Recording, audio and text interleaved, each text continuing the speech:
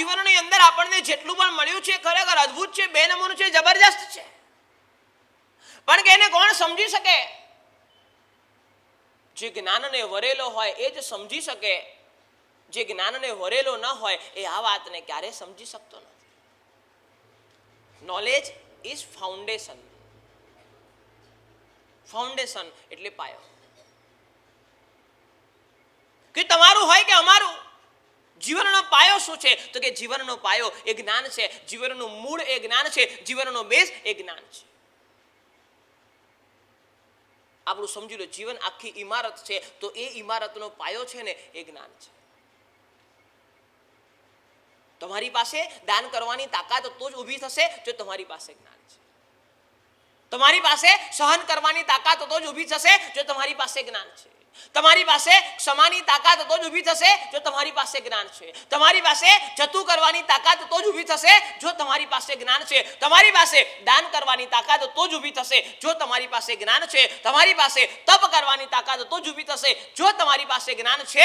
અને માટે શાસ્ત્રકાર ભગવંત કહે છે કે જીવનની અંદર બરાબર સમજી લેજો, માત્ર આધ્યાત્મિક જીવન નહીં, સાંસારિક જીવનની અંદર પણ જો તમારી પાસે જ્ઞાન ન હોય ને તો એ સંસારનું જીવન પણ તમારું બરાબર ન ચાલે. સંબંધોમાં બીજા માટે કરી છૂટવાની ભાવના ત્યારે જ જાગે જ્યારે તમારી પાસે જ્ઞાન હોય. સંબંધોમાં નિસ્વાર્થ પ્રેમની તાકાત તો જ ઊભી થાય જો તમારી પાસે જ્ઞાન હોય.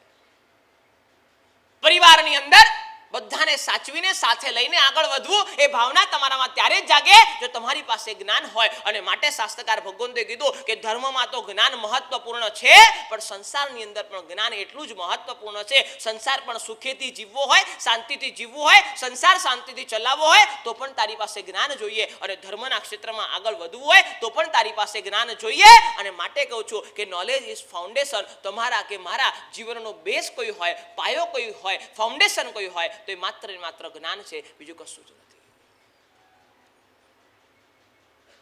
આપણે ત્યાં બહુ સરસ મજાનો શબ્દ લખ્યો, નીચાદ અપી અમૃતમ વિદ્યા. કીધું કે જ્ઞાન જ્યાંથી મળે ત્યાંથી લેવાનું. કોઈ નીચ માણસ પાસેથી, કોઈ ખરાબ માણસ પાસેથી, કોઈ ગલત વ્યક્તિ પાસેથી પણ તમને જ્ઞાન મળતું હોય તો જ્ઞાન લેવામાં વાંધો નથી. આપનારો કોઈ પણ હોય એનાથી કોઈ ફરક નથી પડતો. જ્ઞાન તમને કયું મળે છે મહત્વપૂર્ણ છે. અને માટે કીધું કે નીચાદ અપી અમૃતમ વિદ્યા. વિદ્યા અમૃત જેવી છે. જો નીચ પાસેથી અર્થાત તો કોઈ નીચલા માણસ પાસેથી મળે તો પણ વિદ્યા એ અમૃત જેવી છે. કોણ બચાવશે તમને? શું અદ્ભુત તાકાત જ્ઞાને લખી શાસ્ત્રકાર ભગવંતે મહામહોપાધ્યાય યશોવિજયજી મહારાજે. અને માટે 5મા નંબરની અંદર બહુ શરૂઆતમાં એ જ્ઞાનનું અષ્ટક લખી દીધું. બરાબર સમજી લેજો, હજી તપની વાત નથી આવી, હજી ત્યાગની વાત નથી આવી, હજી ક્રિયાની વાત નથી આવી, હજી આચારોની વાત નથી આવી, પણ પહેલા જ્ઞાનની વાત લાવીને મૂકી. કારણ કે જ્ઞાન હશે તો બધું જ આવશે. આવશે પાછળના અષ્ટકોમાં, ત્યાગ અષ્ટક પણ આવશે, ક્રિયા અષ્ટક પણ આવશે. બધા જ અષ્ટકો એક પછી એક આવશે. પણ શરૂઆતની અંદર બહુ જ પ્રારંભિક ભૂમિકાની અંદર મહામહોપાધ્યાયજી મહારાજે જ્ઞાનને મૂકી દીધું કે આ તાકાત જ્ઞાનની છે, ફાઉન્ડેશન છે. તમારે તમારા જીવનમાં ત્યાગની ઇમારત ઊભી કરવી હોય તો પાયો જ્ઞાનનો જોઈએ. તમારે તમારા જીવનમાં તપની ઇમારત ઊભી કરવી હોય તો પાયો જ્ઞાનનો જોઈએ.